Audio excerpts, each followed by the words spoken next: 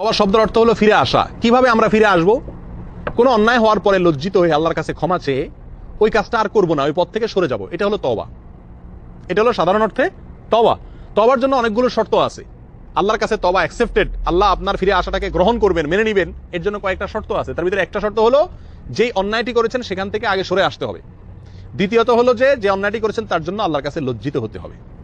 তৃতীয়ত হলো ওই অন্যায় আজ জীবনে করবেন না, সেজন্য মনে মনে সিরিয়াস ভাবে সত্যিকার অর্থে আপনি প্রতিজ্ঞা করতে হবে। এই তিনটা জিনিস যখন পাওয়া যাবে কমপক্ষে, তখন তওবা কবুল হবে। আর যদি তওবাটা বান্দার হক সংশ্লিষ্ট কোনো অন্যায় থেকে তওবা হয়, যেমন কারোর টাকা মেরে খেয়েছেন, সেখান থেকে আপনি তওবা করেন, তাহলে সেখানে আবার এই তিনটা শর্তের সাথে আরেকটি শর্ত যুক্ত হবে। সেটা হলো যার হক মেরে খেয়েছেন তার হক তাকে ফিরিয়ে দিয়ে তারপর আল্লাহর কাছে মাফ চাইতে হবে। তার হক ঠিকই পকেটে রেখে দিলেন আর মনে মনে তওবা করলেন যে আল্লাহ আর কখনো করবো না, এক দানে এমন টাকা মারছি আর লাগবে না, তাহলে এটা কি তওবা হবে? এটা তওবা হবে না, বা এই তওবা আল্লাহ গ্রহণ করবেন না।